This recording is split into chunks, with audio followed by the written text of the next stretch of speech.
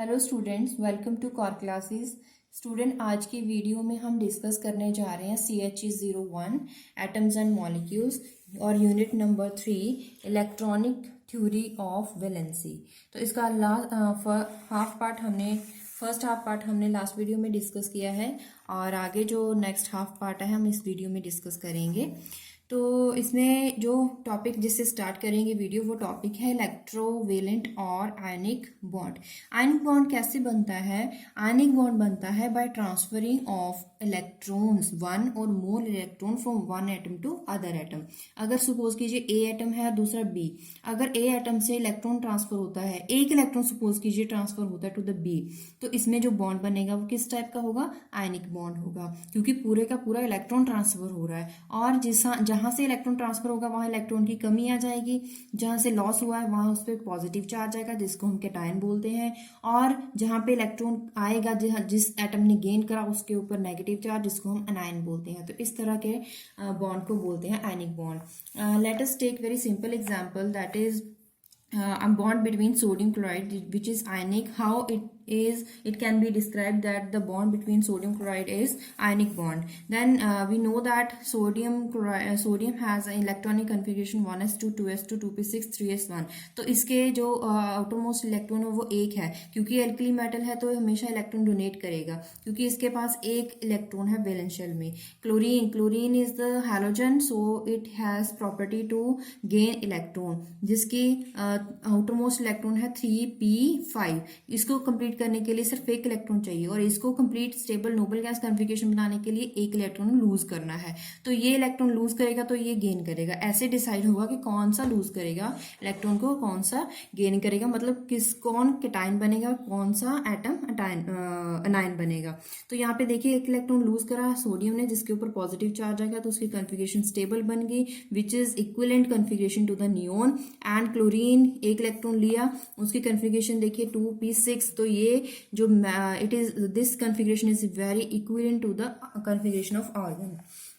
हमें पता है कि जितने भी, जैसे कि यहाँ पे हमने सोडियम की ली, अगर इसके अलावा कोई और एग्जांपल लेंगे, अगर उस एग्जांपल में जो एक एटम एल्कली है या फिर एल्केलाइन अर्थ मेटल है, आपको पता है कि उसकी आयोनाइजेशन एनर्जी बहुत कम होती है। अगर वो हैलोजेंस के साथ हैं तो इलेक्ट्रोनेगेटिविटी भी इनकी कम है और आयोनाइजेशन एनर्जी कम है, तो वो क्या बनेंगे, उनकी प्रॉपर्टी क्या होगी कि इलेक्ट्रॉन को लूज करना। और हैलोजेंस की क्या प्रॉपर्टी होगी, वो ऐसे एक्ट करेंगे to by gaining the electron, and they have large negative affinity for the to form ions, तो they have large negative value of affinity.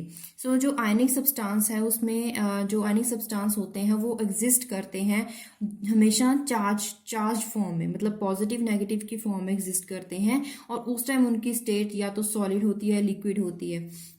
और इन एटम्स को अगर हम पैक करने का मतलब है कि अगर सॉलिड की बात करें, मतलब क्रिस्टल लैटिस की बात करें 3D डायमेंशन में, मतलब अलोंग एक्स एक्सिस भी इनको पैक करा जाए, along Y axis and along Z axis. एक बॉक्स में अगर सपोज, जैसे कि आप इजीली समझ सकते हैं, अगर हमें किसी बॉक्स में बॉल्स को फिट करना हो, बॉल्स लाइक एटम्स, तो ऐसे अगर एटम्स को फिट करके मतलब क्रिस्टल लैटिस बनाना हो तो उसके लिए पर्टिकुलर अमाउंट ऑफ एनर्जी चाहिए होती है, तो और वो डिसाइड करती है इसकी ज्योमेट्री।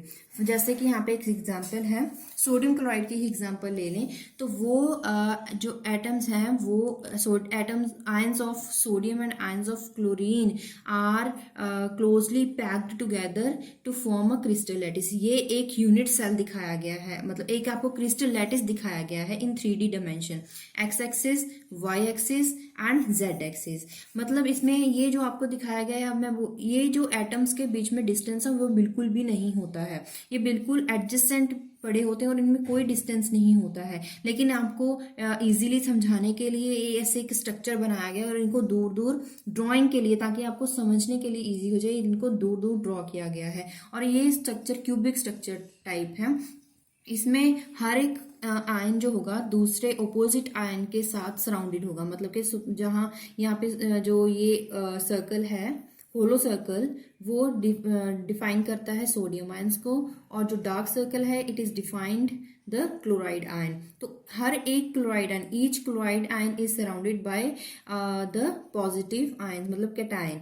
जो हर एक आयन है दूसरे अपोजिट आयन के साथ सराउंडेड है। देखिए इसके आसपास सोडियम सोडियम सोडियम सोडियम, और इसके ऊपर अगर जो एक और यूनिट सेल मतलब एक और लैटिस होगा वहां पे भी क्या होगा, सोडियम होगा, और इसके राइट साइड भी सोडियम पड़ा होगा। मतलब इस चारों तरफ से क्या होता है, सराउंड होता है बाय द ऑपोजिट आयन। और each chloride ion is surrounded by octahedrally. Octahedrally ये सराउंडेड होता है बाय द 6 सोडियम आयंस। उसके आसपास 6 सोडियम आयंस होंगे, 1 2 3 4, एक मैंने बताया ऊपर होगा, एक राइट साइड होगा, तो 6 हो गए।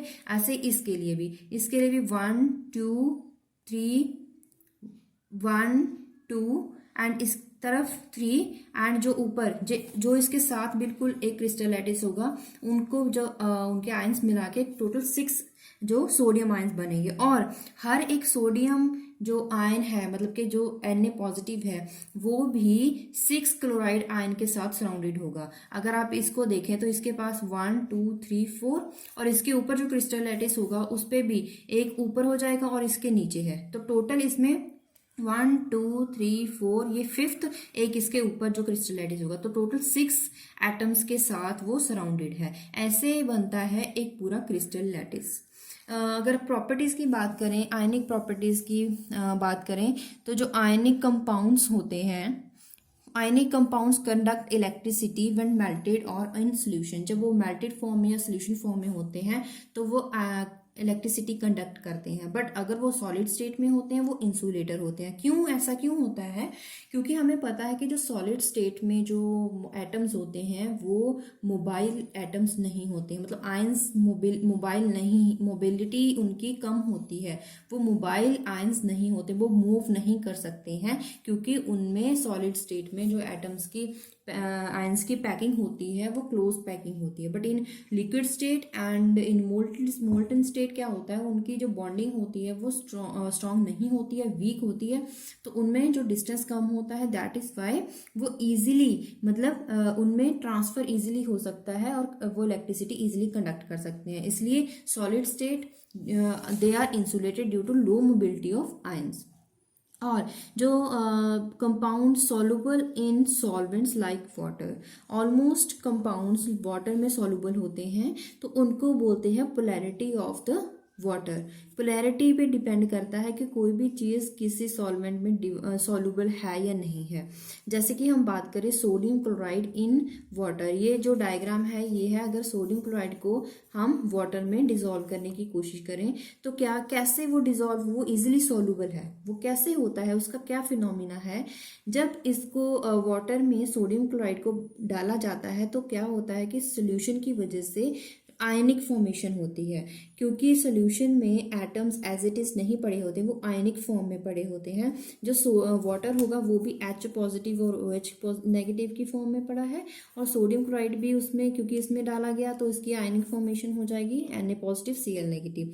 तो हर एक जो सोलुबल जो सोडियम है, हर एक उसका आयन जो सराउंडेड होगा अपोजिट पोलैरिटी के साथ। जैसे कि यहाँ पे क्लोराइड आयन है, chloride ion it is surrounded by the positive polarity of water molecules। Positive polarity किसकी है? H positive. इसका मतलब Cl के आसपास क्या आ जाएगा? H पॉजिटिव पोलैरिटी क्रिएट हो जाएगी। सिमिलरली पॉजिटिव के लिए भी, अगर पॉजिटिव की बात करें तो उसके आसपास नेगेटिव पोलैरिटी आ जाएगी। यहाँ पे भी क्लोराइड और उसके आसपास वाटर H पॉजिटिव की पोलैरिटी इसमें यहाँ पे डिस्पर्स हो रही है, जिसकी वजह से उनमें आयनिक फॉर्मेशन जो होती है वो डिक्रीज होती है। मतलब कि आयनिक फॉर्मेशन का मतलब इनमें बॉन्डिंग स्टार्ट हो जाती है, क्योंकि इनकी पोलैरिटी अपोजिट है, जिसकी वजह से वो इजीली सॉल्युबल हो जाते हैं। Positive and negative ion of ionic substances are surrounded by water molecules that the oxygen negative end of water is directed towards cation. Cation कौन सा? H positive end of water directed towards anion. कौन सा anion? Cl negative. और आपकी book में question है, sodium chloride does not have high solubility in benzene. Water में वो इजीली सॉल्युबल है लेकिन बेंजीन में इजीली सॉल्युबल नहीं है। मैंने अभी आपको बताया है कि कोई भी चीज़ अगर सॉल्युबल है इन द सॉल्वेंट, उसका मतलब क्या है कि उसमें पोलैरिटी क्रिएट हो रही है और वो पोलर सॉल्वेंट है। क्योंकि सोडियम क्लोराइड इसमें डिसॉल्व नहीं हो रहा है, इसका मतलब क्या है कि इसकी पोलैरिटी कम है। मतलब benzene is non polar solvent, it can not Orient it's positive and negative ends like water. जैसे वाटर में H positive and OH negative create हो जाते हैं, पोलैरिटी क्रिएट हो जाती है, वैसे बेंजीन में नहीं हो पाती। That is why it is not have sodium chloride not have high solubility in benzene. Next topic is ionic radii. Ionic radii मतलब क्या होता है? आयंस के, सपोज कीजिए दो आयंस हैं, एक पॉजिटिव है जो सपोज कीजिए है negative ion that is B and positive is A, जो आपस में आयनिक बॉन्ड बना रहे हैं। तो इनका रेडियस क्या होगा? इनका रेडियस होगा दोनों न्यूक्लियाई के बिटवीन जो डिस्टेंस है, it is known as ionic distance. Ionic distance, तो आयनिक रेडियाई क्या होगा? एक कैटायन का न्यूक्लियस और आउटर मोस्ट शेल के साथ जो इन बिटवीन डिस्टेंस होगा वो आयनिक रेडियाई होगा। फॉर एग्जाम्पल एक कैटायन है, कैटायन के न्यूक्लियस से लेकर आउटर मोस्ट शेल तक जो डिस्टेंस है, it is ionic radii. Same similar is for anion. तो आइसो इलेक्ट्रॉनिक पेयर क्या होते हैं? आइसो इलेक्ट्रॉनिक का मतलब, आइसो का मतलब होता है सेम, इलेक्ट्रॉनिक का मतलब होता है नंबर ऑफ इलेक्ट्रॉन्स। पेयर ऐसे पेयर जिनमें नंबर ऑफ इलेक्ट्रॉन सेम हों। सपोज ए और बी, वो आयनिक पेयर कैसे बनाएंगे? अगर ए और बी में दोनों में नंबर ऑफ इलेक्ट्रॉन सेम हो, अगर इसमें 5 है तो इसमें भी 5 हो, तो ये क्या बन जाएंगे? आइसो इलेक्ट्रॉनिक पेयर बन जाएगा। Iso electronic pair have same electronic configuration, क्योंकि उनमें नंबर ऑफ इलेक्ट्रॉन सेम है, इसका मतलब उनमें इलेक्ट्रॉनिक कन्फिग्रेशन सेम है। These are known as isoelectronic pair. इनमें जो रेडियस होता है, it is inversely proportional to their effective nuclear charge. जैसे कि एनाइन का जो रेडियस है, it is inversely proportional to the effective nuclear charge of its anion, and radius of cation is inversely proportional to its effective nuclear charge. इसका मतलब क्या है कि एनाइन जो है उसका चार्ज बड़ा है, इट हैज लार्जेस्ट चार्ज, इसका मतलब उसका रेडियस भी बड़ा होगा। कैटायन में है क्योंकि उसका, अगर कैटायन का जो चार्ज है वो बड़ा है, लेकिन उसका जो रेडियाई होगा वो स्मॉल होगा। फॉर एग्जाम्पल यहाँ पे कुछ असेंडिंग ऑर्डर है, यहाँ पे सॉरी डिसेंडिंग ऑर्डर है, जिसमें देखिए O2 नेगेटिव, ये एनायन है, ऑक्साइड आयन, जिसका रेडियस बहुत बड़ा है। उसके बाद फ्लोराइड, उसके बाद पॉजिटिव स्टार्ट हो जाएगा। यहाँ पे देखिए इनमें क्या डिफरेंस है? इनमें है चार्ज का डिफरेंस। यहाँ पे 1 पॉजिटिव चार्ज, यहाँ पे 2 पॉजिटिव चार्ज। अब आप इनमें कैसे डिसाइड करोगे? आइसो इलेक्ट्रॉनिक पेयर मतलब नंबर ऑफ इलेक्ट्रॉनिक अगर स्पीशीज में सेम है, तो उनमें कैसे पता किया जाएगा कि किसका आयनिक रेडियाई ज्यादा है? वो डिपेंड करता है चार्ज पे। जिसका पॉजिटिव चार्ज अगर जितना बड़ा होता जाएगा उतना उसका रेडियाई स्मॉल होता जाएगा, लेकिन नेगेटिव में जितना बड़ा चार्ज होता जाएगा उतना ही बड़ा उसका रेडियाई होता जाएगा। इसमें दोनों में देखिए, इसमें देखिए मैग्नीशियम पे 2 पॉजिटिव चार्ज, एल्यूमिनियम पे 3 पॉजिटिव। क्योंकि पॉजिटिव चार्ज की बात करें, कैटायन की बात कर रहे हैं, तो किसका साइज बड़ा होगा? रेडियाई किसका बड़ा होगा? जिसका चार्ज कम है, पॉजिटिव चार्ज कम है। आपके बुक में एक क्वेश्चन है, why cation is smaller than anion? Cation क्यों स्मॉलर है? अभी यही जो अभी पढ़ा है वही रीजन आप दोगे। क्या दोगे? कि इफेक्टिव न्यूक्लियर चार्ज इस जो साइज है वो डिपेंड करता है इफेक्टिव न्यूक्लियर चार्ज पे, क्योंकि कैटायन का इफेक्टिव न्यूक्लियर चार्ज कम होता है, ज़्यादा होता है, दैट मीन्स उसका रेडियाई कम होता है। लेकिन एनायन में इफेक्टिव न्यूक्लियर चार्ज कम होता है, जिसकी वजह से उसका रेडियाई ज़्यादा होता है। नेक्स्ट टॉपिक बहुत छोटा सा टॉपिक है, कोऑर्डिनेशन नंबर। कोऑर्डिनेशन नंबर का मतलब, कोऑर्डिनेशन क्या होता है? कोऑर्डिनेट करना, कितने नंबर कोऑर्डिनेट कर रहे हैं, that is known as coordination number. Suppose कीजिए कि एक बॉल है ए, दूसरी तरफ उसके बी और बी बॉल है, तो ए का कोऑर्डिनेशन नंबर क्या हो जाएगा? 1 और 2। जितने उसके आसपास एडजेसेंट बॉल्स पड़ी हैं वो उसका कोऑर्डिनेशन नंबर होगा। Similar is for ions, it is the greatest number of oppositely charge ion placed adjacent to each other surrounded a particular ion. Suppose कीजिए एक आयन है ए पॉजिटिव, उसके आसपास बी नेगेटिव पड़े हैं, तो कितने हैं? बिल्कुल एडजेसेंट, कितनी पोजीशन, एडजेसेंट पोजीशन में कितने हैं? 1, 2। इसका मतलब इसका कोऑर्डिनेशन नंबर क्या आ जाएगा? 2 आ जाएगा। अगर इस तरह से पड़े हैं, सपोज कीजिए ऐसे हैं, ये है ए पॉजिटिव, ये बी नेगेटिव, उसके बाद यहाँ पे है ये भी बी नेगेटिव है, ये पॉजिटिव है, ये भी बी नेगेटिव है, तो इसका कोऑर्डिनेशन नंबर क्या हो जाएगा? इसका हो जाएगा जितने 1 2 3 4, तो इसका कोऑर्डिनेशन नंबर 4 हो जाएगा। ठीक है, मतलब कितने बिल्कुल आसपास कितने हैं, एडजेसेंट पोजीशन में कितने हैं, वो उसका कोऑर्डिनेशन नंबर होता है। Radius ratio, it is the ratio of the radius of cation to the radius of anion. It is dimensionless quantity, इसकी कोई डायमेंशन नहीं होती है, कोई यूनिट नहीं होती है। रेडियस रेशियो आपको हेल्पफुल होगा उनकी ज्योमेट्री पता करने के लिए, उनकी शेप पता करने के लिए, वेरियस आयंस की शेप पता करने के लिए। अगर कोऑर्डिनेशन नंबर 3 है, कोऑर्डिनेशन नंबर आप समझ रहे हो, कोऑर्डिनेशन नंबर अगर 3 है तो उसकी शेप क्या होगी, ट्रायंगुलर होगी, और उसका रेडियस रेशियो किस किस के बीच में वैल्यू में लाई करेगा, 0.155 टू 0.225 के बीच में लाई करेगा। मतलब अगर आपके पास कोई न्यूमेरिकल है, आपको कैटायन का रेडियस दिया गया है और एनायन का रेडियस दिया गया है, आपको डायरेक्ट पूछा गया है उनकी शेप बताइए, तो आप क्या करोगे, सबसे पहले उसका रेडियस रेशियो फाइंड करोगे, डिवाइड करोगे कैटायन बाय एनायन रेशियो, जो उसकी वैल्यू आप इनमें से फाइंड करोगे। अगर वो वैल्यू इन दोनों के बीच में लाई कर रही है तो उसका मतलब उसकी शेप क्या है, ट्रायंगुलर। अगर उसकी वैल्यू 0.225 से लेकर 0.414 तक है तो उसकी ज्योमेट्री है टेट्राहेड्रल। ये आपके पास एग्जांपल्स दी गई हैं, ज्योमेट्री शेप है आपके पास ट्रायंगुलर, टेट्राहेड्रल, ऑक्टाहेड्रल, क्यूबिक के लिए ये वेरियस एग्जाम्पल्स दी गई हैं। या वैल्यू आप याद रख सकते हो, इतनी ज़्यादा डिफिकल्ट नहीं है। Next is very important topic is, जिसके बेस पे हमेशा पेपर में क्वेश्चन आता है, दैट इज लैटिस एनर्जी। ये क्या होती है, it is the energy released when 1 mole of an ionic compound is formed. जब आयनिक कंपाउंड फॉर्म होता है, उनमें बॉन्ड क्रिएट होता है, उस टाइम एनर्जी रिलीज होती है, जिसको बोलते हैं lattice energy. It is denoted by delta H lattice, यहाँ पे LATT means lattice, lattice enthalpy. तो एग्जाम्पल अगर बात करें, sodium chloride is very basic example. In gaseous form अगर सोडियम क्लोराइड के बीच में बॉन्ड बनता है, वो सॉलिड फॉर्म में एग्जिस्ट करते हैं एज अ प्रोडक्ट, देन उनमें उसकी क्या लैटिस एनर्जी क्या होगी, delta H lattice with in the to form sodium chloride. मतलब सोडियम क्लोराइड फॉर्म करने के लिए जितनी एनर्जी रिलीज होगी, that is known as lattice energy of sodium chloride. Sodium lattice energy को कैलकुलेट करने के लिए वेरियस मेथड है, लेकिन इस बुक में हम 2 मेथड्स डिस्कस करते हैं। जो फर्स्ट है इलेक्ट्रोस्टैटिक मॉडल, दूसरा है बोन हेबर साइकिल।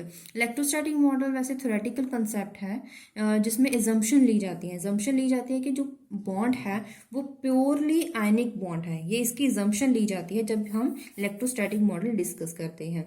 तो उसके लिए हम उसमें जब हम एज्यूम करते हैं कि जो बॉन्ड है वो प्योरली आयनिक है, तो लैटिस एनर्जी के लिए एक फॉर्मूला है, that is -1.389 × 10⁻⁴ A Z positive Z negative upon A। इसमें ये सारी टर्म्स क्या है, this is the atomic number of cation, this is atomic number of anion, this is capital A is Madelung constant, and it is a distance, मतलब के आयनिक distance कितना है, inter nuclear distance, distance between nucleus of cation to the distance of the cation up to the its nucleus, n-1 upon n। ये n क्या है, this is known as born constant. ये आपको numerical में given होती है value, a value constant value होती है, n और a आपको गिवन होगा।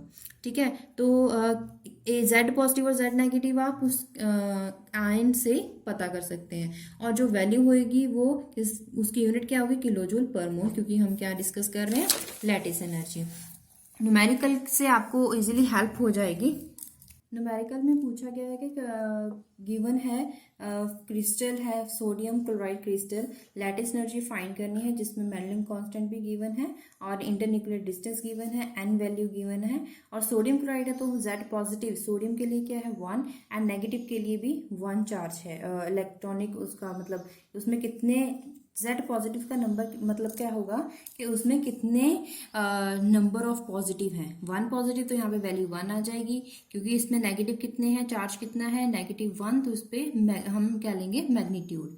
तो बाकी सारी वैल्यूज गिवन है। ये पिकोमीटर में है तो इसको मीटर में चेंज करने के लिए 10⁻12 से इसको मल्टीप्लाई करेंगे। तो लैटिस एनर्जी का फॉर्मूला, उसमें वैल्यू पुट कीजिए, आपके पास जो आंसर है वो आ जाएगा 10⁻⁴ kilo joule per mole. And next is very very important topic, ये डेफिनेटली आप इसको स्टार बना लीजिए, इसको लेबल कर लीजिए कि ये डेफिनेटली पेपर में आएगा ही आएगा, हर बार आता है, Born Haber cycle for sodium chloride crystal या मैग्नीशियम क्लोराइड या फिर बेरियम क्लोराइड। ये तीन जो है टॉपिक जिसमें रिगार्डिंग हमेशा पेपर में आता है क्वेश्चन।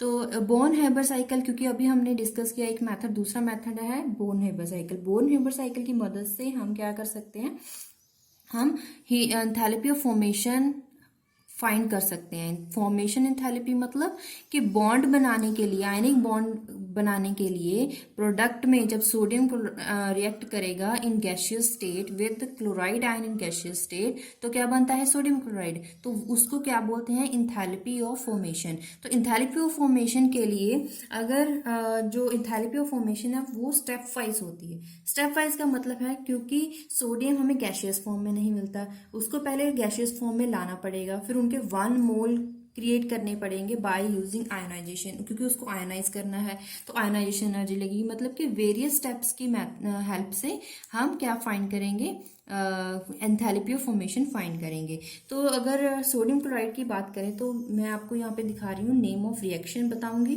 फिर रिएक्शन लिख के बताऊंगी, उस एंथैल्पी को क्या बोलते हैं, किस चीज से डिनोट करते हैं और उसकी वैल्यू कितनी है, एंथैल्पी की वैल्यू कितनी है, न्यूमेरिकल वैल्यू। सबसे पहले क्या करेंगे, सोडियम सॉलिड की फॉर्म में है, सॉलिड स्टेट में है, तो सबसे पहले हमें उसे गैसियस फॉर्म में लाना होगा।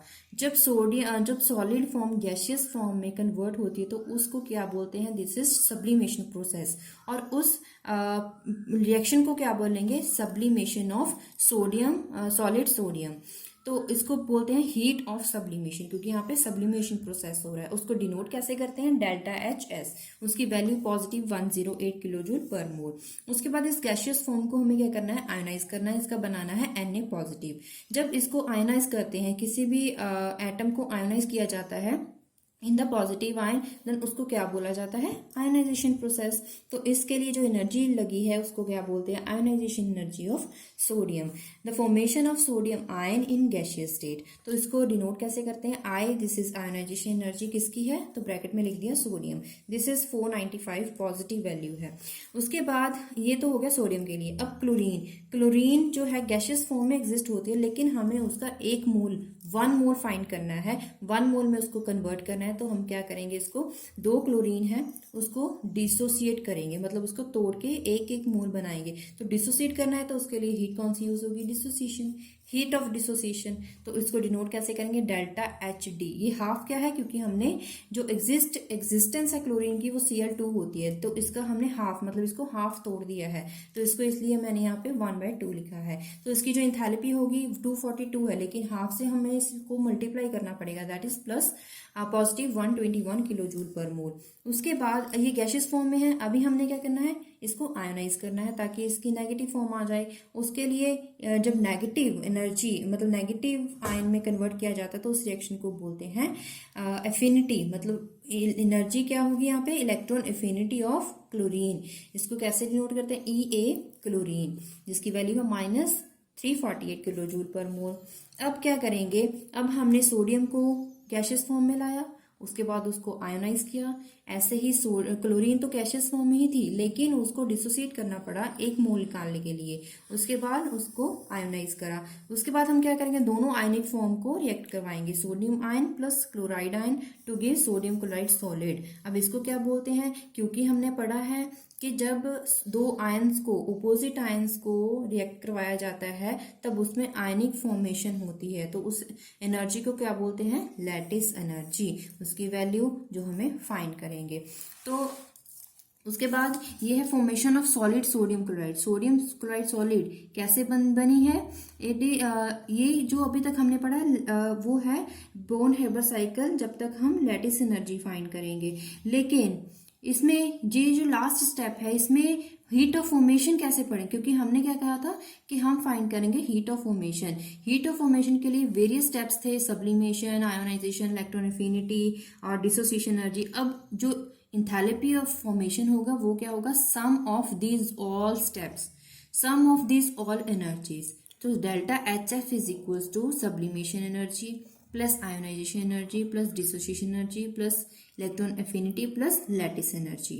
तो लैटिस एनर्जी हमें फाइंड करनी है, तो लैटिस एनर्जी बाकी सारी वैल्यूज दूसरी तरफ। एंथैल्पी ऑफ फॉर्मेशन क्या है, -4 1 एंड ये सारी वैल्यू जो हमने अभी टेबल में लिखी थी वो हम इसमें पुट करेंगे। जब इसको सॉल्व करेंगे तो हमारे पास आएगा वैल्यू -787 किलो जूल पर मोल। तो ये कौन सी एनर्जी है? This is lattice energy. ठीक है, लेकिन ये तो था आपके लिए समझने के लिए था कि स्टेप बाय स्टेप ये कैसे हम कन्वर्ट करते हैं, लेकिन साइक्लिक वे में कैसे लिखते हैं तो कैसे लिखेंगे? सबसे पहले सोडियम है जो सॉलिड फॉर्म में, उसको कन्वर्ट करा गैसियस फॉर्म में, उसको बाद उसको आयोनाइज करेंगे इन द Na पॉजिटिव। उसके बाद दूसरा क्या है?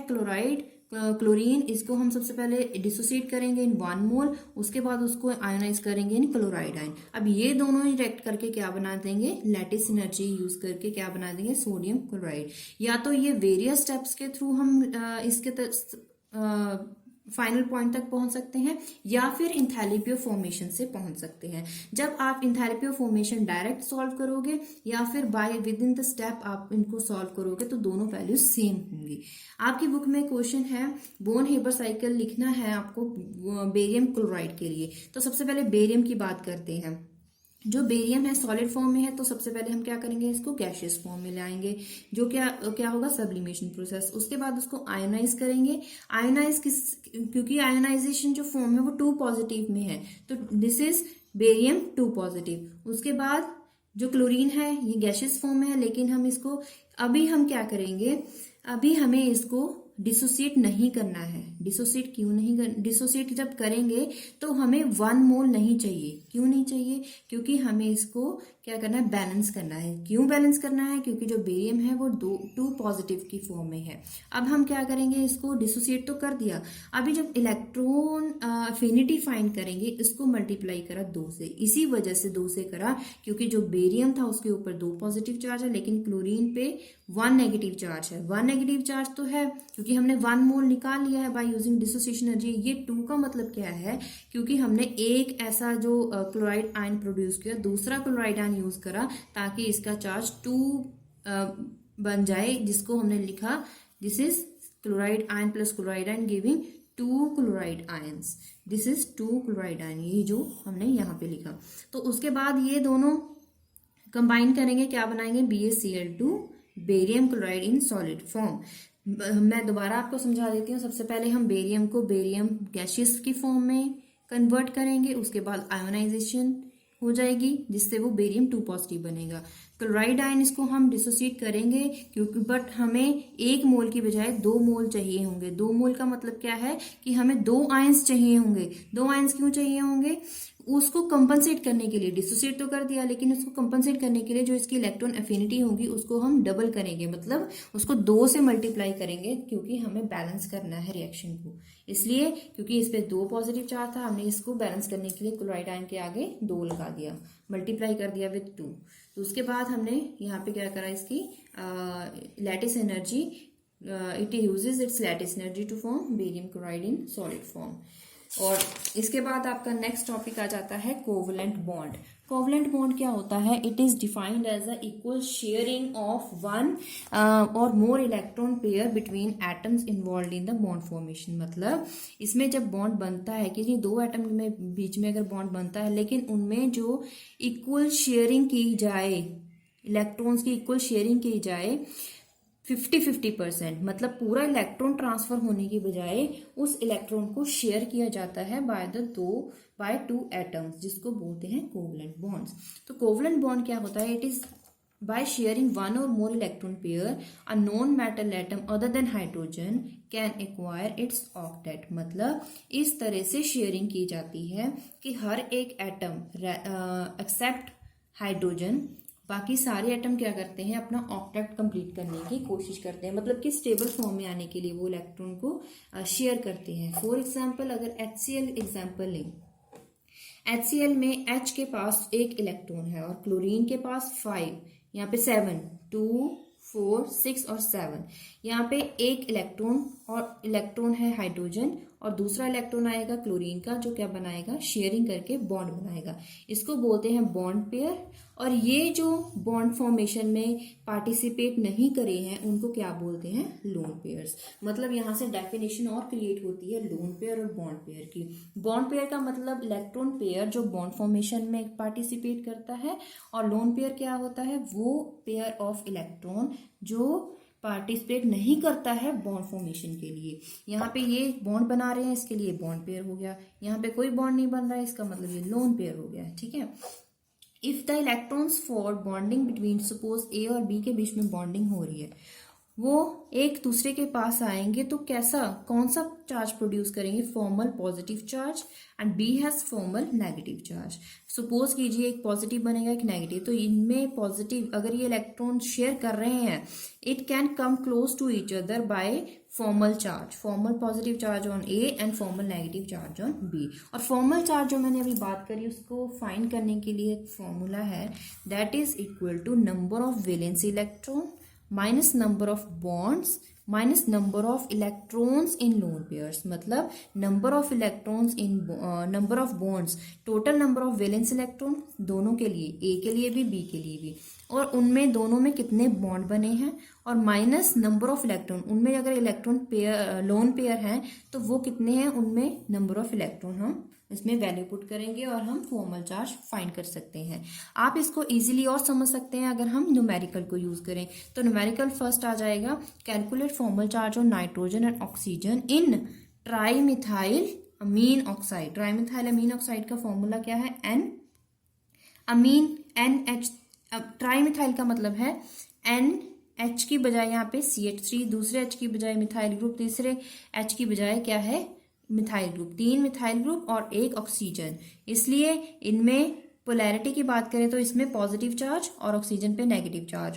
और ये कैसे बने हैं, क्योंकि इसमें क्या है 2, 4, 6 और 7 जो है, यहाँ पे देखिए, यहाँ पे बॉन्ड बना दिया है बिटवीन नाइट्रोजन एंड ऑक्सीजन में। हमें फाइंड करना है formal charge on nitrogen and formal charge on oxygen. सबसे पहले हम नाइट्रोजन के लिए फाइंड करते हैं। नंबर ऑफ वैलेंस इलेक्ट्रॉन कितने होते हैं, 2,5, क्योंकि 7 इसका एटॉमिक नंबर है, तो इसके वैलेंस इलेक्ट्रॉन 5 है, 5 लिख दिया। नंबर ऑफ बॉन्ड्स, ये कितने बॉन्ड्स बना रहा है, number of bonds are formed with nitrogen 1, 2, 3, 4, यहाँ पे लिख दिया 4।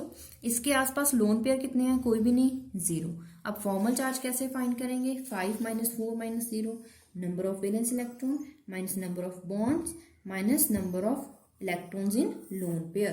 तो इसका जो फाइंड करोगे आप, इस पे पॉजिटिव चार्ज 1 पॉजिटिव चार्ज, मतलब नाइट्रोजन के ऊपर 1 पॉजिटिव चार्ज लगेगा। ऑक्सीजन के लिए फाइंड करेंगे, ऑक्सीजन के जो इलेक्ट्रॉनिक कन्फिगरेशन 2,6, मतलब इसमें 6 वैलेंस इलेक्ट्रॉन है। नंबर ऑफ बॉन्ड्स देखिए यहाँ पे, इसमें नंबर ऑफ बॉन्ड्स कितने हैं, ऑक्सीजन के साथ 1, और नंबर लोन पेयर कितने हैं, 1, 2, 3, इलेक्ट्रॉन कितने हैं, 1, 2, 3, 4, 5, 6। तो यहाँ पे number of electrons in lone pair क्या है, 6। फॉर्मल चार्ज कैसे फाइंड करेंगे, 6 माइनस 1 माइनस 6 -1, इसका मतलब ऑक्सीजन पे 1 नेगेटिव चार्ज आएगा। इसलिए हमने यहाँ पे जो स्ट्रक्चर बनाया था, इस पे N पे पॉजिटिव चार्ज लगाया और ऑक्सीजन पे 1 नेगेटिव चार्ज लगाया। नेक्स्ट आपकी बुक में क्वेश्चन है कि हमें फॉस्फोरस ऑक्सीक्लोराइड बनाना है स्ट्रक्चर, जिसमें हमें पता करना है formal charge on phosphorus and oxygen. Structure देखिए, PCl Cl Cl 3 Cl and दूसरा है ऑक्सीजन। अब हमें इसमें चार्ज फाइंड करना है, तो हम सबसे पहले पता करेंगे फॉस्फोरस में। फॉस्फोरस की जो वैलेंस इलेक्ट्रॉन कितने हैं, 5, और इसके साथ बॉन्ड्स कितने हैं, 1, 2, 3, 4, और यहाँ पे लिख दिया 4। इसके साथ कोई लोन पेयर नहीं है, 0।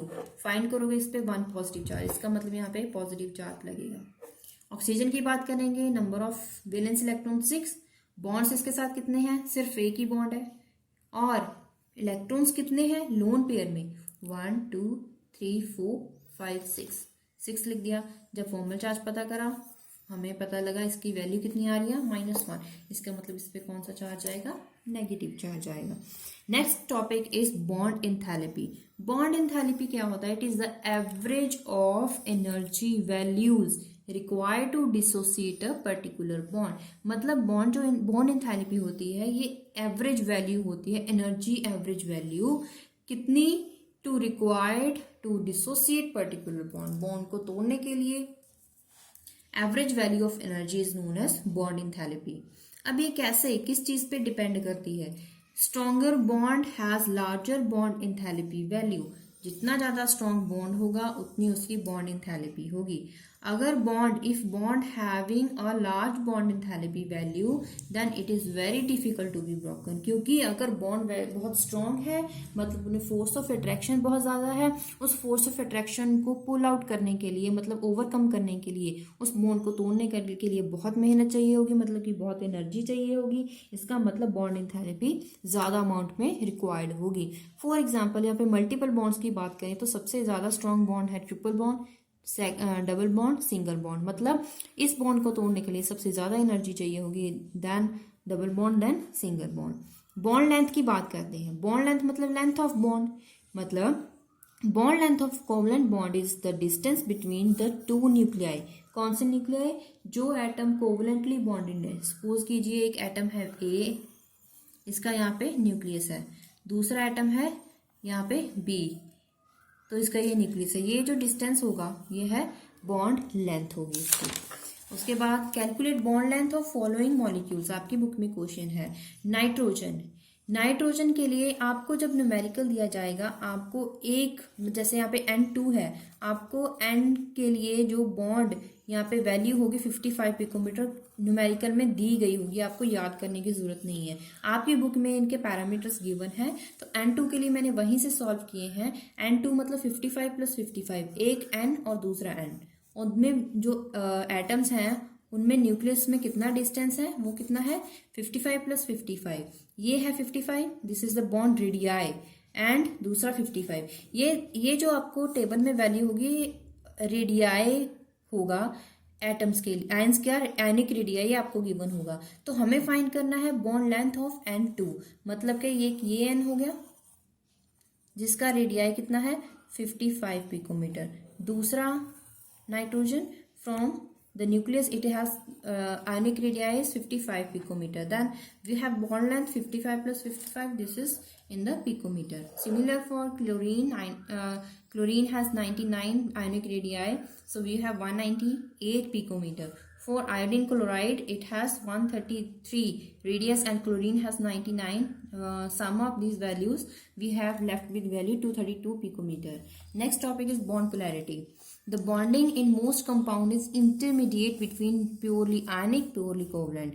जो bonds होते हैं, कुछ compounds ऐसे होते हैं, almost compounds ऐसे हैं जिनमें bond ना तो purely ionic होता है ना ही purely covalent होता, मतलब कि 50-50% bond नहीं होता है, ना ही 100%, या तो less than bond होगा या उससे ज्यादा। इसलिए हम उसको डिनोट करते हैं पार्शियल चार्ज। इसका मतलब उस पर चार्ज कौन सा होगा, पार्शियल चार्ज होगा, ना ही हाफ ना ही फुल होगा, प्योर बॉन्ड नहीं होगा। तो इसको कैसे डिनोट करते हैं? फॉर एग्जांपल HCl की बात करें तो H पे पार्शियल पॉजिटिव चार्ज और क्लोरीन पे पार्शियल नेगेटिव चार्ज, ये पोलैरिटी होती है, बॉन्ड पोलैरिटी, जो हम इस साइन से डिनोट करते हैं। या फिर दूसरा तरीका है arrow.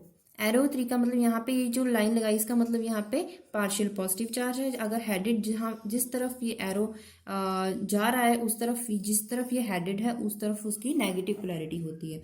Hydrogen is at positive end chlorine is at negative end of dipole. Next is very important topic is Vesper theory, valence shell electron pair repulsion theory.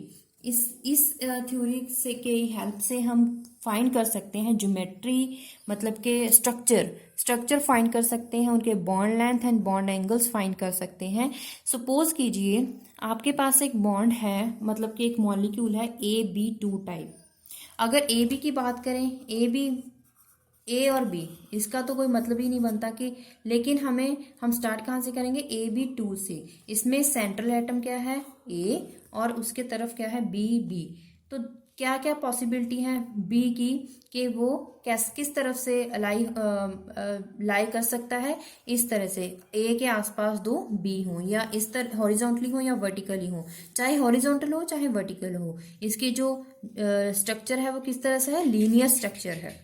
तो लीनियर स्ट्रक्चर है तो इसका बॉन्ड क्या है 180 degree. For example mercuric chloride HgCl2, इस ऐसे molecules में linear structure पाए जाते हैं। AB3 की बात करें, ये कैसे सिचुएटेड हो सकते हैं? A सेंटर में, B ट्रायंगुलर 3 कॉर्नर्स में, ये क्या बना रहे हैं? ट्रायंगल बना रहे हैं। तो इसकी ज्योमेट्री क्या है? Triangular planar. प्लेनर क्यों लिखा है? क्योंकि ये जो B एटम्स हैं वो एक ही प्लेन में है विद रिस्पेक्ट टू A। मतलब अगर कॉपी के सेंटर में A है तो इसके 3 कोनों में, जो 3 एक ही प्लेन में, यहाँ, यहाँ और यहाँ, तीनों कॉर्नर में क्या लगेंगे? B लगेंगे। लेकिन क्योंकि ये एक ही प्लेन है, दैट मीन्स ये इसका नाम इसको लिख दिया triangular planar. For example BF3, AB4 कैसे? AB3 कैसे लगा था? ट्रायंगुलर, मतलब कि 3 तो लगा दिया, 1 2 3 ट्रायंगुलर, और दूसरा क्या लगा दिया? और डायरेक्शन, मतलब डायमेंशन इसका चेंज हो गया। It is out of the plane, मतलब कि 3 तो हो गए एक ही प्लेन में, दूसरा आउट ऑफ प्लेन, जैसे कि ऐसे खड़ा हो, ठीक है। तो ये लग गया B4। तो इसकी ज्योमेट्री क्या हो जाएगी? Tetrahedral geometry. और इसका जो बॉन्ड एंगल है it is 109.28 minutes. For example methane. Next is AB5 कैसे? 1 2 एंड 3 इस तरह से, मतलब एक ही प्लेन में ये एक्सियल, एक ही लाइन में से, मतलब स्ट्रेट लाइन में बना सकते हैं ये 3 बॉन्ड। मतलब इसमें जो ये बी के बीच में जो एंगल है इट इज 90 डिग्री। ये एक दूसरे से परपेंडिकुलर होते हैं, ये वाले 2 बॉन्ड परपेंडिकुलर होंगे, और ये 2 जो होंगे out of plane it is 120 degree angle बनाएंगे, ये बनाएंगे 120, और ये आउट ऑफ द प्लेन है।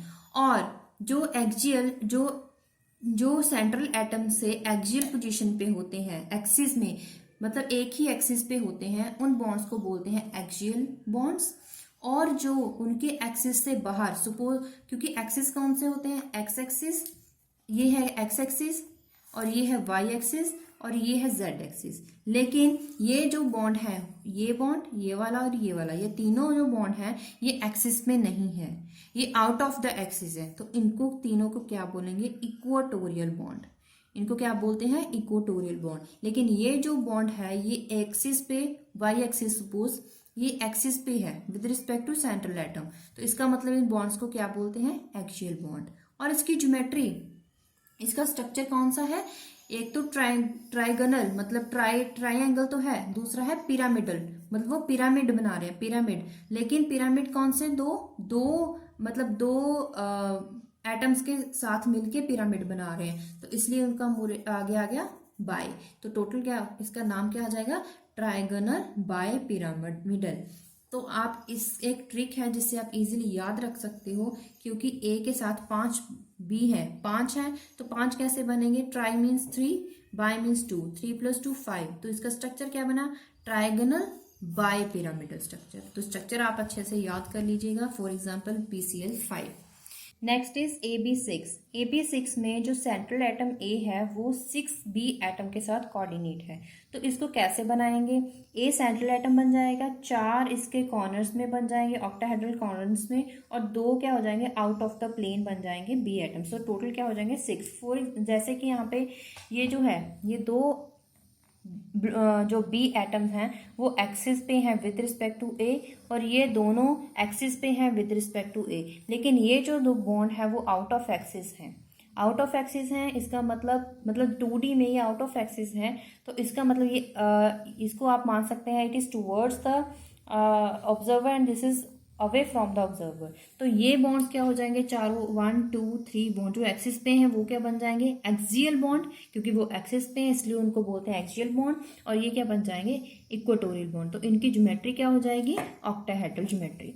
इस थ्योरी को यूज करके कुछ रूल्स बनाए गए हैं जिससे हम उनकी ज्योमेट्री और पता कर सकते हैं कि किस एलिमेंट मॉलिक्यूल के लिए कौन सी ज्योमेट्री सफिशिएंट होगी।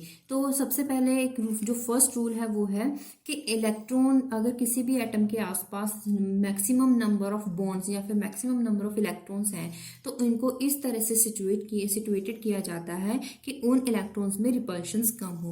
उन म्यूचुअल रिपल्शंस को कम करने के लिए उनको कैसे सिचुएट किया जाए कि उनको दूर दूर रखा जाए। दूर दूर मतलब उनके जो डिस्टेंस होगा उनमें वो डिस्टेंस ज़्यादा होना चाहिए, मैक्सिमम डिस्टेंस हो, और ताकि उनमें रिपल्शंस कम हो।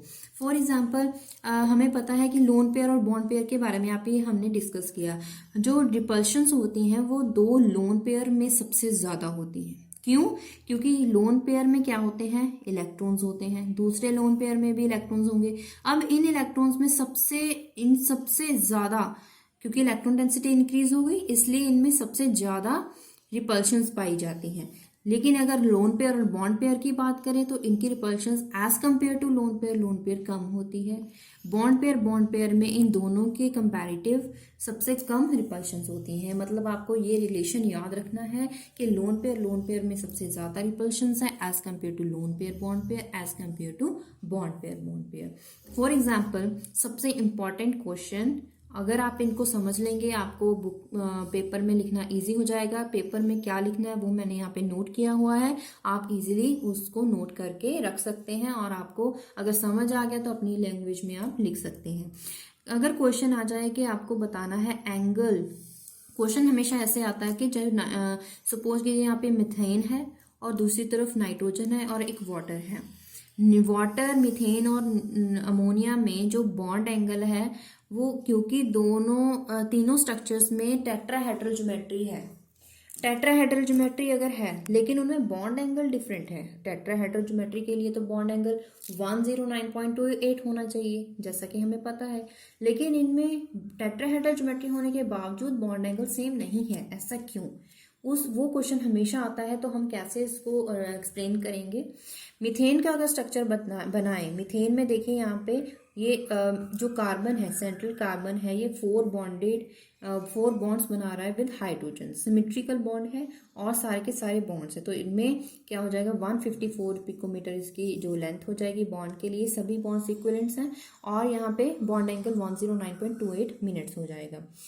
अगर हम अमोनिया की बात करें, जो अमोनिया है, अमोनिया में जो इसकी वैलेंसी है वो 5 है, उसके साथ कितने हाइड्रोजन्स हैं, 3, तो टोटल नंबर कितने हो गए, 8 इलेक्ट्रॉन्स। तो 8 कैसे, अगर 8 हो गए तो यहाँ पे देखिए जो अमोनिया नाइट्रोजन है, नाइट्रोजन में हम कैसे बॉन्ड्स लगाएंगे, 1 2 3 4 5 तो नाइट्रोजन के लिए मैं यहाँ पे ड्रॉ करके आपको दिखा देती हूँ। नाइट्रोजन 1 2 3 4 और ये हो गया 5th।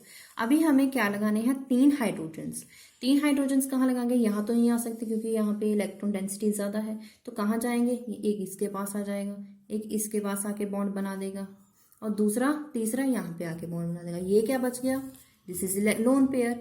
तो ये जो लोन पेयर है और इसकी वजह से देखिए जो स्ट्रक्चर आप देख सकते हैं, लोन पेयर आने की वजह से रिपल्शंस बढ़ जाती हैं, जिससे ये बॉन्ड यहाँ होने चाहिए थे, इस तरह से होने चाहिए थे, लेकिन ये बॉन्ड बेंड कर गए, ये इस तरफ आ गए, ये बॉन्ड बेंड कर गए। क्यों बेंड कर गए, क्योंकि lone pair and bond pair में रिपल्शंस होती हैं as compare to bond pair and bond pair, इसलिए इनमें जो बॉन्ड एंगल है, ये जो इसकी वजह से, इन रिपल्शंस की वजह से बॉन्ड एंगल 109.28 मिनट्स की बजाय कम हो जाता है, रिड्यूस हो जाता है अप टू 107 डिग्री तक। मतलब बॉन्ड इसका क्या हो जाएगा, डिक्रीज हो जाएगा और इसकी ज्योमेट्री क्या बन जाएगी, फिर ट्राइगोनल बायपिरामिडल इसकी ज्योमेट्री बन जाएगी, इस तरह से बन जाएगी। क्यों? क्योंकि यहाँ पे जो बॉन्ड एंगल है वो डिक्रीज कर गया है, फ्रॉम 109 से लेकर 107 तक डिक्रीज हो गया है। और एक पॉइंट आप यहाँ पे नोट कर लीजिए, in ammonia bond angle is close to the tetrahedral 109.5, बहुत क्लोज है, because bonding pair occupies less space than non bonding pair.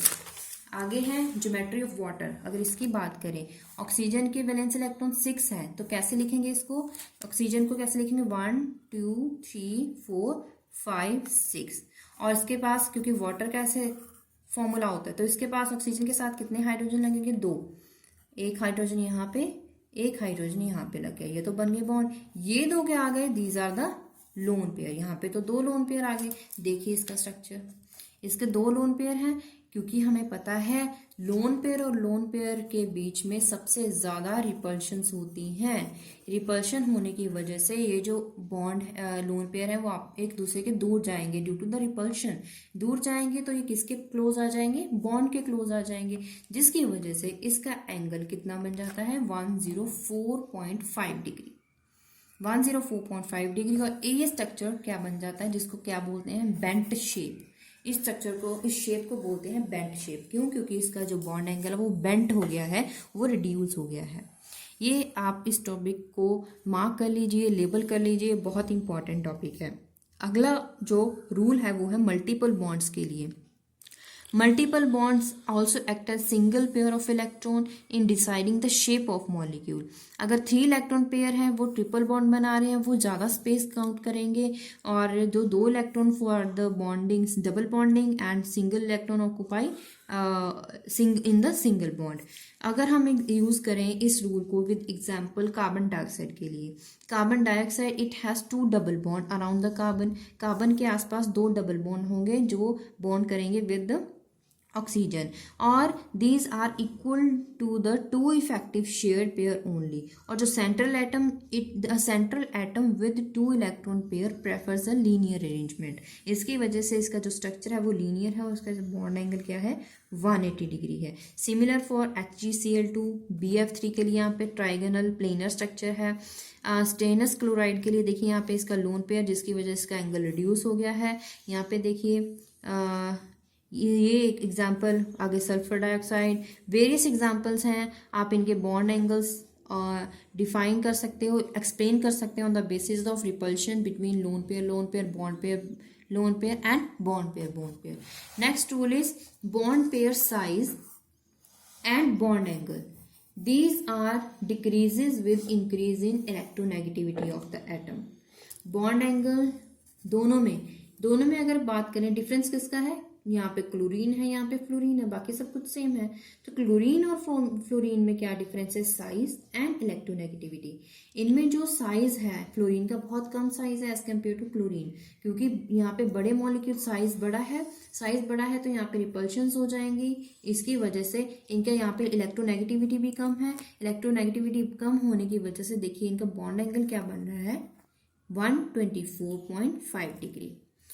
Reason क्या है इसका? Lower value of angle between C and F। यहां से जो ये तो है फ्लोरीन के लिए bond angle, it has lower bond angle between C and F bond than CCl bond is higher.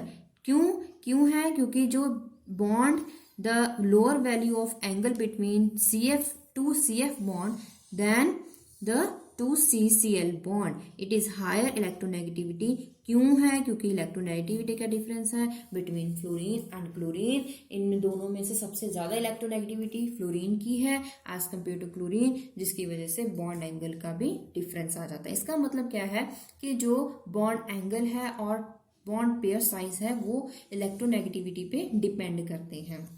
ये रीजनिंग क्वेश्चन आ जाते हैं इस पेपर चैप्टर में। पूरा रीजनिंग टॉपिक ही है, जितने भी आपको क्वेश्चन आएंगे वो रीजनिंग बेसिस पे आएंगे। नेक्स्ट इज इम्पॉर्टेंट टॉपिक है ये भी, prediction of shapes of molecules and ions using VSEPR theory. अब इस थ्योरी को यूज करके हम शेप ऑफ मॉलिक्यूल्स फाइंड करेंगे, जिसके लिए कुछ रूल्स होंगे। फर्स्ट है रूल कि हमें सबसे पहले पता करना होता है लुईस स्ट्रक्चर। अब लुईस स्ट्रक्चर कैसे बनता है? It is formed by linking atom through single और multiple bonds by pairing up the unpaired electron. मतलब अनपेयर्ड इलेक्ट्रॉन को पेयर अप करना है। For example sulphur and fluorine की बात करें, सल्फर के अनपेयर्ड इलेक्ट्रॉन 1 2 3 4 5 6 हैं, तो हमें फ्लोरीन लगाना। फ्लोरीन के कितने हैं? उसके 7 अनपेयर्ड इलेक्ट्रॉन होते हैं, 1 2 3 4 5 6 एंड 7। अगर हम इसको लगाएं फ्लोरीन के आसपास, यहाँ पे 6 हैं तो 6 ही फ्लोरीन चाहिए होंगे। तो किस तरह से होते हैं? यहाँ पे अगर देखिए 1 2 3 4 5 6, लेकिन ये सभी फ्लोरीन के पास एक अनपेयर्ड इलेक्ट्रॉन है जो कि पेयर अप हो जाएगा सभी एक इलेक्ट्रॉन ऑफ सल्फर के लिए। ये एक फ्लोरीन इस इलेक्ट्रॉन के साथ पेयर अप हो जाएगा, दूसरा फ्लोरीन इस इलेक्ट्रॉन के साथ, ऐसे ही 6 फ्लोरीन्स यूज हो जाएंगे क्या बनाने के लिए, पेयर अप करने के लिए अनपेयर्ड इलेक्ट्रॉन्स को। तो नेक्स्ट क्या स्टेप क्या होगा, determine total number of valence electron. Total number of valence electron find करने के लिए एक फॉर्मूला है, क्या है, जैसे कि ClF3, इसमें हमें total number of valence electron पता करने हैं। तो क्या करेंगे, total number of valence electron in first atom and total number of valence electron in second atom, उन दोनों को सम करेंगे तो हमारे पास टोटल आ जाएगा। क्लोरीन में वैलेंस इलेक्ट्रॉन कितने होते हैं, 7, क्योंकि यहाँ पे सिर्फ एक क्लोरीन है तो 1 × 7 7 इलेक्ट्रॉन्स। फ्लोरीन में भी 7 होते हैं लेकिन यहाँ पे 3 फ्लोरीन है तो हम मल्टीप्लाई करेंगे, 3 × 7 = 21। टोटल कितना आ गया, प्लस करो तो क्या आ जाएगा, 28। तो नंबर ऑफ वैलेंस इलेक्ट्रॉन 28। एक और एग्जांपल ले लेते हैं, सल्फर हेक्साक्लोराइड, जिसमें सल्फर और फ्लोरीन दोनों का पता करेंगे। सल्फर में 6 होते हैं, फ्लोरीन में तो 7 होते हैं, लेकिन यहाँ पे 6 फ्लोरीन है तो 7 × 6 42, सम करेंगे 48 number of total number of valence electron. Next step, अगर उन मॉलिक्यूल्स में आयन हो, वो आयनिक फॉर्म में हो, या तो पॉजिटिव आयन हो या फिर नेगेटिव हो। अगर पॉजिटिव चार्ज है तो हम total number of valence electron में उतना ही चार्ज माइनस कर देंगे। मतलब कि अगर उसमें पॉजिटिव चार्ज है तो हम उतने ही पॉजिटिव चार्ज को माइनस करेंगे। फॉर एग्जाम्पल, अगर अमोनियम आयन की बात करें, सबसे पहले हम फाइंड करेंगे number of valence electron nitrogen में, फिर फाइंड करेंगे हाइड्रोजन में, उसके बाद चार्ज कितना है, 1 पॉजिटिव, यहाँ पे हम 1 माइनस करेंगे। अगर चार्ज होता 2 पॉजिटिव तो हम उसमें नेगेटिव कर देते 2। अगर यहाँ पे 5 चार्ज होता प्लस 5 चार्ज तो हम क्या कर देते हैं, -5। ठीक है, मतलब अपोजिट करना है। तो जो यहाँ पे आंसर आएगा 8 आएगा। This is the total number of valence electron in positive ion. अगर यहाँ पे नेगेटिव आयन हो, फॉर एग्जांपल कौन सा, ClO3 नेगेटिव, इसमें सबसे पहले number of valence electron, chlorine में 7, ऑक्सीजन में 6 होते हैं, लेकिन यहाँ पे 3 ऑक्सीजन है तो यहाँ पे 18 हो गए। चार्ज क्या है, -1, तो हम क्या करेंगे, इसमें +1 करेंगे। अगर यहाँ पे चार्ज होता -3 तो यहाँ पे +3 करते, -5 होता तो +5 करते। मतलब यहाँ अगर नेगेटिव साइन है तो हमें प्लस करना है, अगर पॉजिटिव आयन है तो हमें नेगेटिव वैल्यू लेनी है, मतलब उसको माइनस करना है। तो जो आंसर आया हमारे पास 26, ये हो जाएंगे total number of valence electron in negative ion. ठीक है, उसके बाद हमारा नेक्स्ट स्टेप क्या आ जाएगा, हमें फाइंड करना है structure, draw skeleton structure of molecule और an ion. For example chlorine ClO3 की बात करें, यहाँ पे ClO3 का स्ट्रक्चर देखिए, Cl है, 3 ऑक्सीजन है, तो यहाँ पे क्या है, इस पे एक नेगेटिव चार्ज था तो ये हो गया इसका skeletal structure. Similar for nitrogen में भी 1 2 3 bonded with hydrogen atom, similar for ClF3। ये कैसे बने, अब इसको मैं आपको समझा रही हूँ इन डिटेल। सबसे पहले ClO3 की बात करें, ये कैसे बने। सबसे पहले हमें क्या फाइंड करना था, number of valence electron total Cl और O में कितने थे, 26, जो हमने स्टेप 1 में किया था। उसके बाद इस पे negative charge, negative number of electron in bonds कितने हैं, 1 2 3। आपको पता है बॉन्ड कैसे बनता है, 2 इलेक्ट्रॉन्स को मिला के। इसका मतलब एक बॉन्ड में कितने इलेक्ट्रॉन्स हैं, 1 2, इसमें कितने हैं, 1 2, इसमें कितने हैं, 1 2। तो total number of electron in bonds कितने हैं, 1 2 3 4 5 6, लिख दिया 6, इनको माइनस करेंगे 20। This is the number of excess electrons. उसके बाद अगर इसमें बात करें नंबर ऑफ एक्सेस इलेक्ट्रॉन्स, इसमें देखिए नंबर, इसमें N और H में 8 थे, और number of electrons in bond यहाँ पे 1 2 3 4, 4 × 2 8, मतलब कि यहाँ पे कितने 1 2 3 4 5 6 7 8 इलेक्ट्रॉन्स आ गए बॉन्ड्स में। तो number of excess electron 0। ClF3 में बात करें, नंबर ऑफ वैलेंस इलेक्ट्रॉन 28 थे, क्लोरीन और फ्लोरीन दोनों को प्लस करके, चार्ज कोई भी नहीं है तो हमें प्लस माइनस करने की जरूरत नहीं है। उसके बाद number of electron in bond कितने हैं, 1 2 3 4 5 6, माइनस कर दिया 6, हमारे पास नंबर ऑफ एक्सेस इलेक्ट्रॉन कितने आ गए, 22। उसके बाद हम जो number of excess electrons find किए हैं, अब हमें उसको डिस्ट्रीब्यूट करना है। कैसे डिस्ट्रीब्यूट करना है, distribute excess electron except hydrogen such that each atom has 8 electron, almost 8 electron होने चाहिए। देखिए क्लोरीन है ClO3 में, क्लोरीन में हमें कैसे बनाने हैं, ये तो बॉन्ड हो गए, उसके बाद नंबर कैसे लगाने हैं ऑक्सीजन में 1 2 3 4 5 6 7, उसके बाद इसमें भी 1 2 3 4 5 6 7, यहाँ पे 1 2 3 4 5, यहाँ पे 1 2 3 4 5 6 7। अब अगर आप इन सभी इलेक्ट्रॉन्स को काउंट करोगे, नंबर ऑफ एक्सेस इलेक्ट्रॉन को काउंट करोगे, तो आपके पास जितने आपने फाइंड किए हैं उतने ही नंबर आपके पास रिजल्ट में आ जाएंगे। और अगर आप काउंट करके देखना चाहते हो तो कर सकते हो, क्योंकि इस स्ट्रक्चर में आपने number of excess electron find करे थे 20।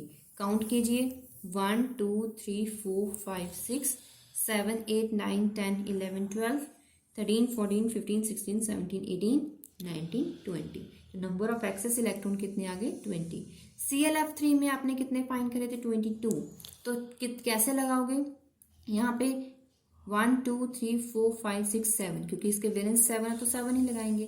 फ्लोरीन में भी 1 2 3 4 5 6 और नहीं लगा सकते हो क्योंकि 7th लग गया है और ऑलरेडी। फ्लोरीन में भी 1 2 3 4 5 6 ये पहले ही लगा हुआ और नहीं लगा सकते। तो बाकी कितने बचे 2, क्योंकि यहाँ पे देखिए 6 6 6 18, लेकिन हमें और कितने लगाने हैं 2 और लगाने हैं, तो यहाँ पे 2 लगा दिए क्लोरीन पे। उसके बाद यहाँ पे लिखा भी हुआ 20 इलेक्ट्रॉन एज 10 लोन पेयर्स, और यहाँ पे 20 इलेक्ट्रॉन 10 लोन पेयर, और बाकी जो 2 बचे क्योंकि हमें 22 बनाने थे, बाकी 2 एज इट इज बच जाएंगे। 2 इलेक्ट्रॉन रिमेन अन नॉन बॉन्डिंग, मतलब 2 इलेक्ट्रॉन नॉन बॉन्डिंग में आ जाएंगे। ठीक है, उसके बाद outer atoms contain maximum of 8 electrons in ClF3, 2 electron remaining by assigning 8 electron with chlorine atom. मतलब अभी जो हमने यहाँ पे डिस्कस किया था, यहाँ पे हमने क्या बात करी कि यहाँ पे अगर काउंट करोगे तो 20 इलेक्ट्रॉन्स आते हैं, क्योंकि हमने तो काउंट करे थे 22 होने चाहिए। वो 2 कहाँ लगाएंगे, अगर यहाँ पे 1 लगा दिया, दूसरे यहाँ पे होने चाहिए, जैसे कि मैंने यहाँ पे आपको अलग से करके दिखाए हैं। मतलब टोटल 8 इलेक्ट्रॉन्स कंप्लीट कर सकते हैं। यहाँ पे इसकी वैलेंसी 7 है तो हम इसको डिस्टर्ब नहीं कर सकते। यहाँ पे इसकी वैलेंसी 7 है, ये भी ठीक है, यहाँ पे 7 है, तो 2 इलेक्ट्रॉन इनके पास तो नहीं आ सकते। तो क्लोरीन के पास देखिए, क्योंकि क्लोरीन भी हैलोजन है सिमिलर दैट ऑफ फ्लोरीन, तो इसकी भी जो वैलेंसी है वो 7 होनी चाहिए। 2 इलेक्ट्रॉन तो हमने यहाँ पे लगा दिए थे, 2 3 4 5 तो इसके टोटल हो गए, 2 और आ सकते हैं। इसका मतलब जो 2 बच गए थे वो किस पे आएंगे, क्लोरीन पे ही आएंगे। तो यहाँ पे आप इसको कंफ्यूज मत होइएगा। मैंने आपको ये दोबारा से बना के इसलिए दिखाए हैं कि कैसे बाकी बचे हुए इलेक्ट्रॉन्स को हम डिस्ट्रीब्यूट करेंगे। फ्लोरीन पे लगा दोगे तो उसकी वैलेंसी खराब डिस्टर्ब हो जाएगी, इसलिए हमें वैलेंसी भी प्रॉपर रखनी होगी, स्टेबिलिटी उनकी प्रॉपर रखनी होगी। मैक्सिमम आपको 8 इलेक्ट्रॉन्स ही आप लगा सकते हो। उसके बाद आपकी बुक में क्वेश्चन है कि आपको गिवन मॉलिक्यूल्स की ज्योमेट्री आपको फाइंड करनी है। सबसे पहले आर्सेनिक पेंटाफ्लोराइड, इसमें नंबर ऑफ, सबसे पहले आपने क्या सीखा, नंबर ऑफ वैलेंस इलेक्ट्रॉन आपको किसमें फाइंड करने हैं, आर्सेनिक एंड फ्लोरीन। आर्सेनिक में कितने होते हैं 5, फ्लोरीन में 7, लेकिन यहाँ पे 5 फ्लोरीन है तो यहाँ पे 35, टोटल करोगे 40। इस पे कोई चार्ज नहीं है तो हम प्लस माइनस कुछ भी नहीं करेंगे। ठीक है, उसके बाद सेंट्रल एटम कौन सा होगा, जिसकी इलेक्ट्रोनेगेटिविटी कम है। इन दोनों में किसकी कम है, फ्लोरीन तो ज्यादा इलेक्ट्रोनेगेटिव है, तो आर्सेनिक क्या होगा हमारा सेंट्रल एटम। तो हमने डिसाइड कर लिया आर्सेनिक इज सेंट्रल एटम। अब हम फाइंड करेंगे number of excess electrons. Number of valence electron कितने थे 40, तो number of electrons in bonds, तो 5 बॉन्ड्स हैं तो 5 × 2 कितना हो जाएगा 10, 10 माइनस करोगे तो नंबर ऑफ एक्सेस इलेक्ट्रॉन, यहाँ पे लिख लीजिए नंबर ऑफ एक्सेस इलेक्ट्रॉन्स कितने होंगे 30, 40 माइनस 10 इज 30, तो इसका मतलब एक्सेस इलेक्ट्रॉन कितने होंगे 30। तो यहाँ पे बॉन्ड बनाइए, 5 कैसे बनेंगे, एक्सिस पे और इक्वेटोरियल बना दिए, क्योंकि ट्राइगोनल बाइपिरामिडल ज्योमेट्री की बात बाद में करेंगे, लेकिन सबसे पहले हमें डिस्ट्रीब्यूट करने हैं इलेक्ट्रॉन्स। तो फ्लोरीन में कैसे लगेंगे, फ्लोरीन के पास 7 होने चाहिए, 2 4 6 7 कंप्लीट है, 2 4 6 7 कंप्लीट है। ऐसे ही सब में लगाएंगे तो टोटल नंबर ऑफ इलेक्ट्रॉन का काउंट करोगे आपके पास 30 होने चाहिए। यहाँ पे देखिए 1 2 3 4 5 6 यहाँ पे भी 6, टोटल कितने हो गए 12, यहाँ पे 6 18, यहाँ पे 6 24 हो गए, इसके बाद 6 30, मतलब टोटल 30 इलेक्ट्रॉन डिस्ट्रीब्यूट हो गए और इलेक्ट्रॉन्स हमें डिस्ट्रीब्यूट करने नहीं हैं। अब ज्योमेट्री की बात करते हैं। ज्योमेट्री की में देखिए, जो इसमें 2 बॉन्ड्स होते हैं फ्लोरीन, जो आर्सेनिक के साथ फ्लोरीन सिचुएटेड है, 2 फ्लोरीन तो एक्सिस पे हैं, बाकी जो 3 हैं वो इक्वाटोरियल मतलब आउट ऑफ एक्सिस है, मतलब ये वाला फ्लोरीन, ठीक है, और ये वाला, ये तीनों इक्वाटोरियल हैं। और ये जो होंगे 2 फ्लोरीन, एक तो होगा टूवर्ड्स द ऑब्जर्वर और दूसरा क्या होगा अवे फ्रॉम द ऑब्जर्वर। मतलब आप ये समझ सकते हैं कि ये तो कॉपी के ऊपर है और ये कॉपी के नीचे, मतलब कॉपी के पीछे है बॉन्ड बना हुआ, ठीक है। तो अगर हम बॉन्ड एंगल की बात करें, ये बॉन्ड एंगल क्या है 90 डिग्री और इन दोनों में बॉन्ड एंगल 120 डिग्री, क्योंकि ये क्या बना रहे हैं, इसके साथ ट्राइंगल बना रहे हैं, तो ये एंगल क्या हो गया 120 डिग्री और ये वाला एंगल क्या है 90 डिग्री, टोटल क्या है 180 डिग्री, ठीक है। तो इसका स्ट्रक्चर क्या बन गया, ज्योमेट्री है ट्राइगोनल बाइपिरामिडल। नेक्स्ट है सल्फर और टेट्राऑक्साइड। तो इसमें भी आपको सेम करना है, number of valence electron find करें, टोटल 30 आए, फिर एक्सेस जो इलेक्ट्रॉन्स है उसको लेकिन यहाँ पे देखिए 2 नेगेटिव है, 2 नेगेटिव मतलब हमें कितने प्लस करने होंगे, 2 प्लस करने होंगे 32। उसके बाद नंबर ऑफ एक्सेस इलेक्ट्रॉन 24 आ गए, आपको अभी अरेंज करने हैं एक्सेस इलेक्ट्रॉन्स, जैसे कि आप यहाँ पे देख सकते हैं। ये यहाँ पे देखिए जो 2 इलेक्ट्रॉन्स, देखिए आप यहाँ पे सल्फर के पास 1 2 3 4 5 6 वैलेंस इलेक्ट्रॉन है। आप सभी ऑक्सीजन के डिस्ट्रीब्यूट करेंगे इस तरह से कि total number of excess electron कितने आ जाएं 24 आ जाएंगे, ठीक है। तो आप यहाँ से देख सकते हैं। अगर आपको क्वेरी हो तो कमेंट बॉक्स में लिखिए, मैं आपको इजीली एक्सप्लेन कर दूंगी, लेकिन ये बिल्कुल सिमिलर है जैसा कि आपने ऊपर एग्जाम्पल में किया था। तो इसकी ज्योमेट्री टेट्राहेड्रल ज्योमेट्री आ रही है। ये टेट्राहेड्रल ज्योमेट्री के लिए बॉन्ड एंगल, पैरामीटर्स और सारी जो एक्सियल बॉन्ड, इक्वाटोरियल बॉन्ड सारे मैंने एक्सप्लेन किए हैं जो पिछला टॉपिक था, तो उसमें से वही पूरी एक्सप्लेनेशन यहाँ पे आप दे सकते हैं। उसके बाद कार्बोनेट आयन में सिमिलर आप कार्बोनेट आयन में करोगे, number of valence electron carbon oxygen, यहाँ पे 2 नेगेटिव है, आप 2 प्लस करोगे। नंबर ऑफ एक्सेस इलेक्ट्रॉन, देखिए आपके पास एक्सेस इलेक्ट्रॉन अगर 18 है, टोटल 18 होने चाहिए यहाँ पे।